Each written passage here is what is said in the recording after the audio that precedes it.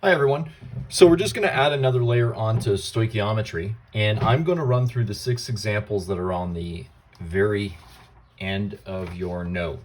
So the first one basically says if 3.4 moles of aluminum reacted with lots of sulfur, how many moles of aluminum sulfide would be made? So this is one that requires a little bit of nomenclature, okay? Now, we know the symbol for aluminum is Al. The symbol for sulfur is either S. You could use S8 if you wanted to. And then remember that anytime you write the formula for a compound, symbol, symbol, valence, valence, and then crisscross. Unless you are good at nomenclature, and I'm talking really good, you should be showing this either on rough work or like I did above it, just to make sure that you get the formulas correct, okay? Once we're done that, then we have to balance this. And again, finally in this section, we don't have to show an inventory. So I'm going to balance it quickly. And then now it's all balanced. From here, what we do is we're basically going to put down all of the givens. So I know that I had 3.4 moles of aluminum and I had lots of sulfur. So that basically tells me I'm not going to run out of it. And I wanted to know how many moles of aluminum sulfide we made. So looking at this question, this is exactly what you guys have just been doing. So in order for me to transfer from this column to this column, I have to do a multimole ratio. So line equals line. The original ratio is 2 to 1. I have 3.4. I need to know what that is. So if I punch that in my calculator, 3.4 divided by 2, and I get 1.7 moles. And that's how much I would make, okay? So basically, I know that this is gonna go from 3.4 moles at the beginning, and I'm gonna run out of it. I'll have 0 moles at the end. I'm gonna have lots of this, and I'm gonna have leftover. I don't know how much, but I have leftover. And then this, I'm gonna basically start at 0 moles. It's a product, I didn't have any of it, and I am going to make 1.7 moles. Okay, so that's the understanding component, that you understand what's going on. So that's the first example. In the second example, as I quickly read it, I see that you are given the chemical reaction on this one. So anytime that happens, then you can give yourself a sigh of relief, and you'll know that nomenclature isn't as important in this one. So it says, how many moles of silver chloride would we need to react with lots of calcium if we produced 1.25 moles of calcium chloride according to the following reaction? So here's the reaction here. Now I have to balance it. So to balance this, I have 2 chlorines here. Make that 2, gives me 2 silvers, 1 calcium, it's balanced. So that's nice. Now I'm gonna put down all of my givens, okay? So I wanna know how many moles of silver chloride, so I'm after little n there, would we need to react with lots of calcium if we produced 1.25 moles of calcium chloride. So this is one just like what we just did. So I'm not really interested in anything there. I have to do a multimole ratio between these two. So the original ratio is 2 to 1. I have 1.25 moles there. What do I need there? And when I do this, I get 2.5 moles is what I would need. So again, what happens is I would start with 2.5 moles. By the end of the reaction, I'm not going to have any left. For calcium, I'm going to start with lots of it, and I'm going to end up with leftover. I'm going to start with 0 moles of this, and in the end, I'm going to produce 1.25 moles. This, even though we didn't really do anything with this, and you wouldn't have to do this, I'm just showing you, we start with 0 moles of silver, and I just don't know how many you're going to make because you didn't have to do that. Okay, so that is the second example. So example 1 and 2 are basically doing what you guys just did. Third example, again, scanning it quickly. I've kind of give a little fist pump because the chemical reaction is given. So that again means nomenclature is not as important. I have to balance this. I'm looking at hydrogen. I got a 2-3 combo here, so it's difficult to make them the same unless I make this a 2. So now I have 6 hydrogens. Put a 3 there. I have 6 hydrogens, 2 nitrogens, 2 nitrogens, and now it's balanced. All right, let's go through the question. How many moles of each reactant? So I am after little n under nitrogen, and I'm also after little n underneath hydrogen. And we are making 4.2 moles of ammonia. So this is, again, a mole-to-mole Stoich question. So I have to jump from this column to this column, and then from this column into this column. So I'm going to do 2 mole-to-mole ratios. The first one is 3:2, is the original number. Instead of 2, I have 4.2. I'm going to solve for that. So this basically, you're taking 3, you're multiplying it by 4.2, and then I'm going to divide it by 2. All right. I normally would not even show that step. I'm just doing that actually in my calculator, and I'm going to end up with 6.3 moles. I'm going to do a mole to mole here. The original ratio is 1:2. Again, I highly suggest you go back to the original, just in case you made a math mistake here. Instead of 2, I have 4.2, and I'm after the number of moles there. So I can handle this one without using a calculator, and I end up with 2.1 moles. So again, at the beginning of the reaction, I'm going to have 2.1 moles, and at the end of the reaction, I'm going to have 0 moles. I'm also going to have 6.3 moles of this at the beginning of the reaction, and at the end, I'm going to have no moles left over. So this is a perfect world scenario where you run out of both reactants at the same time. Doesn't happen often, but that's ideally what you'd like to have. And then my product, I don't have any at the beginning, and over the course of the reaction, I will eventually make 4.2 moles of that. Okay, so those are 3 examples of mole-to-mole Stoich. 4th example. So as I'm reading this, and I just scan it, I'm like, there's no chemical reaction. So now this requires some nomenclature. So I have to figure out what are my reactants and what are my products. So it states how many grams of calcium sulfate would be made. So that means calcium sulfate is a product. So I'm scanning through, and then it says calcium hydroxide reacts with lots of sulfuric acid. Water is the other product. So again, I have to do symbol, symbol, crisscross to get that formula. Symbol, symbol, crisscross to get sulfuric acid's formula. Symbol, symbol, and then crisscross again. Now the 2's are going to cancel, which gives me that. And then I already know the formula for water is H2O, so I'm not going to bother with putting the valences and all that on there. Okay, so that's good there. Now we have to balance this. So if I put a 2 there, we have 4 hydrogens there. We have 2 plus 2 is 4. We have 2 oxygens, 2 oxygens, 1 sulfate, 1 sulfate, 1 calcium, 1 calcium. It's balanced. So that was easy to balance. Now we got to go through and put down all our givens. So I want to know how many grams of calcium sulfate would be made. So that is that. Now, if you recall, mass and molar mass are best friends. Think of them as M&Ms, okay? I'm not going to calculate the molar mass yet. It just allows me to it basically reminds me that I need to figure out the molar mass of calcium sulfate eventually. Okay, would be made if you reacted 10.6 grams. So again, that is a mass of calcium hydroxide. I am going to need molar mass eventually. And I have lots of sulfuric acid. And then I don't really mention anything about water. So I just do that to prevent me from actually doing some calculations there and wasting my time. So the next thing I have to do is I have to figure out the molar mass of these things. And again, at this stage of the game, you don't have to show all of your work if you don't want to.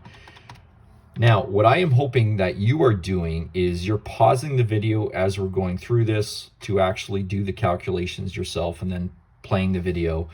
And you're not just watching this video from start to finish. If you do that, you're not really going to get much out of it. Matter of fact, you might even fall asleep. Okay, so you should be calculating these 2 molar masses, and I will do the same here.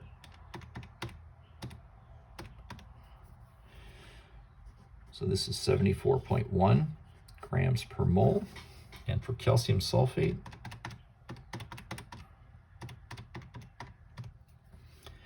I get 136.2 grams per mole. So this is the new wrinkle, all right? In the 3 examples we just did, I gave you moles, and then I wanted you to find moles. Now we have mass. There is no such thing as a mass-to-mass ratio, okay? We can't do that because these coefficients here represent moles, not mass.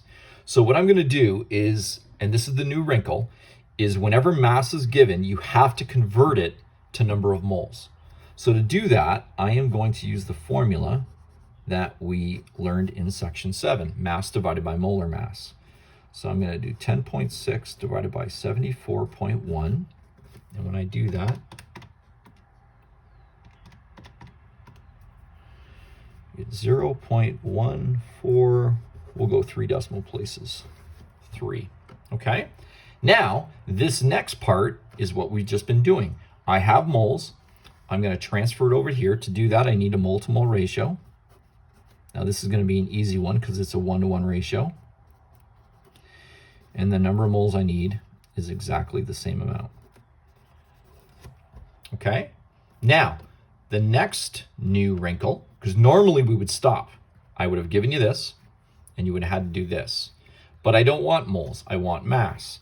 So now we are going to have to convert moles to mass using mass equals number of moles times molar mass.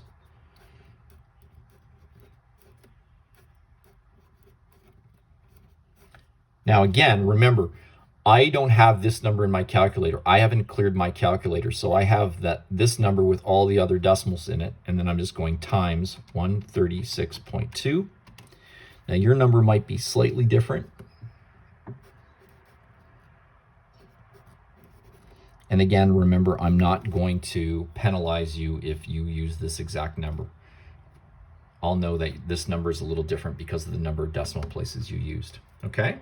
Now, we have a number of ways of explaining this. We know that we use 10.6 grams, and we're going to have nothing left at the end. You could also say you had 0.143 moles, and in the end, you're not going to have any moles left over. Don't do both of these. Do either this one or this one. It doesn't matter. I'm going to have lots. At the end of the reaction, I'm going to have left over. This one, I know I'm going to have 0, and I don't know how much I'm going to have at the end. Here, I know I had 0 grams, and in the end of the reaction, I'm going to make 19.48 grams. Or I had 0 moles, and at the end of the reaction, I made 0.143 moles. And again, either one of these would suffice if I ask you to show that kind of work on it. Okay? So this is kind of an example of what you're going to be doing in your homework today. The 5th example, again, scanning it quickly, I'm like, yes, chemical equations given, nomenclature, I can relax on it. So I wrote it out, spread out the whole width of the page, set up my columns, and now I want to balance it. 2 chlorines, so I need a 2 there, which gives me 2 hydrogens, 1 calcium, 1 oxygen, and it's balanced. So that's good. Nice and easy. How many grams of calcium oxide? So I'm after how many grams? Remember, molar mass is going to go right with it. Would you need to react with 17.2 grams of hydrogen chloride? And I know this isn't hydrochloric acid because it is a gas, okay? And I'm going to need mass there, and then that's it. So this is beautiful because I don't need to calculate anything there. All right, next up is molar mass. So this is going to be 36.5 grams per mole. Be careful when you're calculating this. Don't assume chlorine's molar mass is 35. Remember, you're keeping molar masses to 1 decimal place. And then this one is 56.1 grams per mole. Okay? Now, I need to find information on this column in order to do this, I have to do a mole to mole, because in one column, either you're going to be given the number of moles or you're going to have to calculate it. So I need to convert 17.2 grams into moles. So number of moles, mass divided by molar mass, 17.2 divided by 36.5.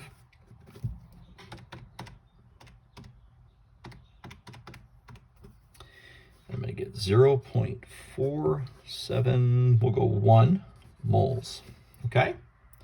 Now, I'm going to jump over to this column, doing a mole to mole ratio. Line equals line. The original ratio is 2 to 1. Instead of 2, I have 0.471, and I'm solving that. And I can't stress enough that in your head, you should be thinking and setting up this mole to mole ratio exactly like I just did. And if you do that, you generally will not run into problems. Okay.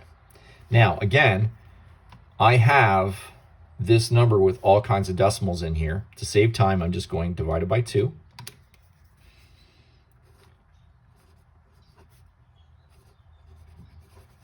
Now, if you just punch this number in, you're going to get a slightly different number here, okay?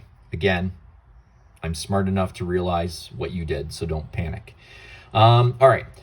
This is not good enough because I want moles, so I have to, or sorry, grams, so I want to convert this to grams. So I got mass equals number of moles times molar mass, 0.236 times 56.1. And again, I have not bothered to clear my calculator, so I still have this number with all the decimal places in my calculator, and then I just go times 56.1, and I end up with 13.22 grams, okay? And again, if you go to 3 decimal places here, that's fine. So what happened in this one? Well, I started with 17.2 grams, and I'm gonna end up with 0 grams. You could have said you started with 4.71 moles, and you're gonna end up with nothing left.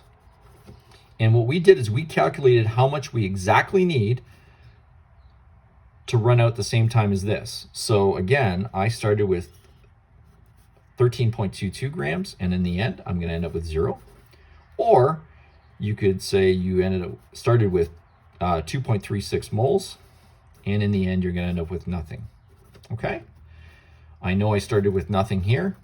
I'm going to make something. I just don't know how much. And again, same thing here. I just don't know how much because you didn't have to do that in your actual calculation. All right, one more example to go through. And again, I'm kind of going cha-ching because the chemical equation was given to me, so that makes this a lot easier. I have 4 hydrogens here, so if I put a 2 there, that gives me 4. 1 carbon, 1 carbon, 1 oxygen, 1 oxygen. It's balanced. Not all your balancing are going to be as easy as this, but you generally aren't going to have the difficult ones to do. They're either going to be easy or medium, which is why I told you that if you couldn't balance, make sure you ask for a hint so you're still learning how to balance. Okay? All right. If you made 28.1 grams of methanol, now you're not going to know what methanol is, but by process of elimination, you should be able to figure it out. This is carbon monoxide. This is hydrogen gas. So obviously this is methanol. So we have 28.1 grams. I'm going to need to find molar mass. Remember, mass and molar mass are best friends. How much hydrogen gas did you need? Now, unless I say otherwise, whenever I ask for how much, that's after mass. Okay? And again, I need molar mass there. And I make no mention of carbon monoxide, so I don't really care about that. Next thing I have to do is figure out the molar masses. So this one's easy. That's 2 grams per mole. This one, I have 12 for carbon, 4 for hydrogen, and 16 for oxygen. And that's going to give me 32.0 grams per mole. Again, if you're putting down 32, it's fine. I know 32 is the same thing as 32.0, but you're just getting in a bad habit of not putting down molar masses to 1 decimal place, and I don't advise that. All right, well, what are we going to do here? This is the column we're given information on. So I have to convert this mass to number of moles.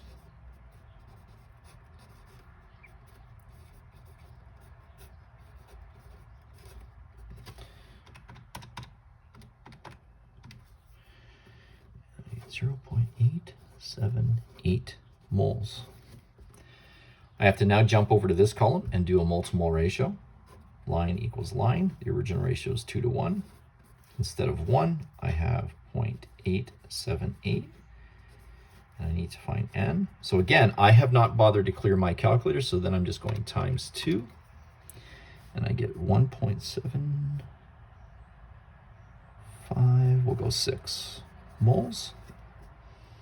And then the final step is I need to find mass. So I'm going to convert this to a mass. Number of moles times molar mass. And remember, I have this in my calculator, so then I'm just going times 2. And I end up with 3.5125. I'll keep all those numbers. Grams. So what happened in this one? Well, I'm starting with an unknown amount, and I have no idea how much I'm going to be left with, because it gives you no indication whether you're going to run out, you're going to have leftover, or anything like that. I am going to start here with 3.5, we'll call it grams, and we're going to end up with nothing. Or you could have said you end up with 1.756 moles, and again, you're going to end up with nothing at the end. That's what you were doing. You were calculating how much of this you need. I started with 0, and either you're going to tell me that you're eventually going to make 28.1 grams, or you could tell me that you're going to make 0.878 moles of this. Totally up to you on that. So that is the main component of stoichiometry. So good luck with the homework questions. If you have any questions, make sure you email me. Take care.